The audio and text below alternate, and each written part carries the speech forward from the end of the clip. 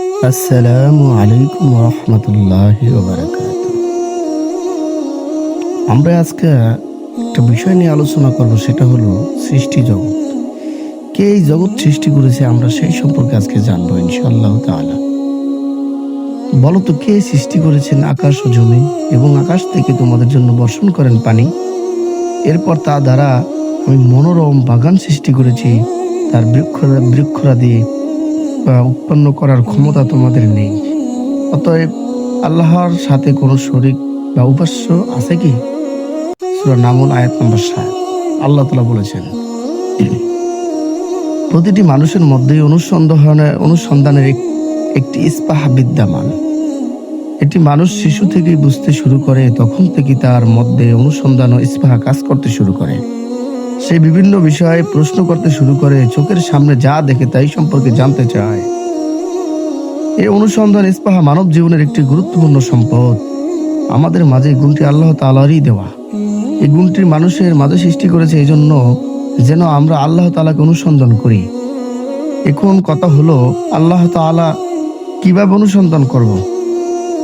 আল্লাহ তাআলাকে দেখা যায় না, জান্নাত আমাদের সামনে নেই, জাহান্নাম আমাদের সামনে নেই, কিন্তু আল্লাহ তাআলা আমাদেরকে অনুসন্ধান শক্তি দিয়েছেন।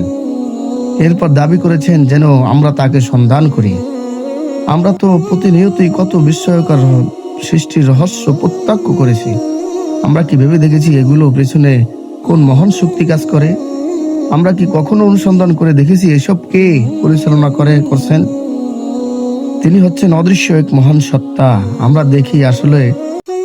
আমরা দেখি রাত আসলে সমগ্র জগৎ অন্ধকার করে দেয়। আচ্ছা, সমগ্র জগৎ অন্ধকার ঢাকা পড়ে যায়।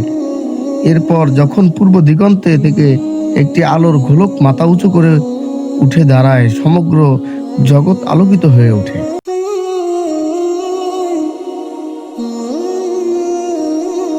এত বড় সূর্য পৃথিবীর তুলনায় 12 লক্ষ গুণ বড়। এই বিশাল সূর্যটি প্রতিদিন ঠিক একই জায়গায় উদিত হয়, চলে একই গতিতে। আবার নির্দিষ্ট একটি জায়গায় অস্তমিত হয়। প্রতি বছরই সুনির্দিষ্ট মৌসুমে সে তার স্থান পরিবর্তন করে। বছরে একটি নির্দিষ্ট মৌসুমে বৃক্ষলতা তার পাতাগুলো ঝেড়ে ফেলে দেয়।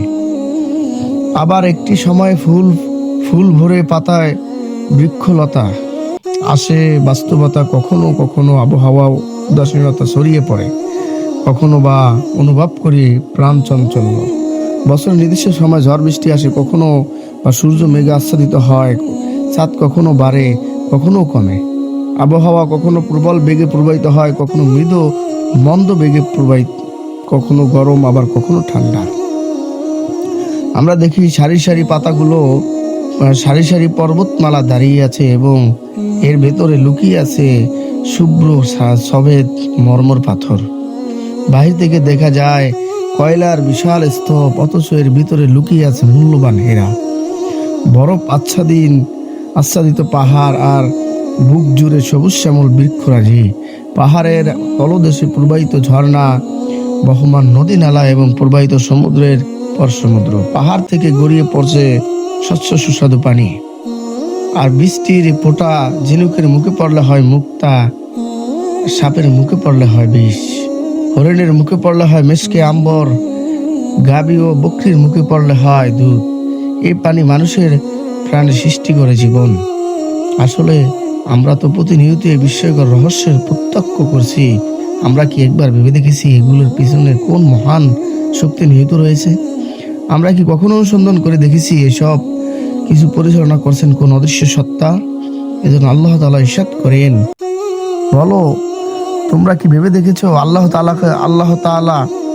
তাআলা পাক যদি রাতকে কিয়ামত দিবস পর্যন্ত স্থায়ী করেন, আল্লাহ তাআলা ব্যতীত এমন কোনো মাবুদ আছেন যিনি তোমাদেরকে আলো এনে দিতে পারবে?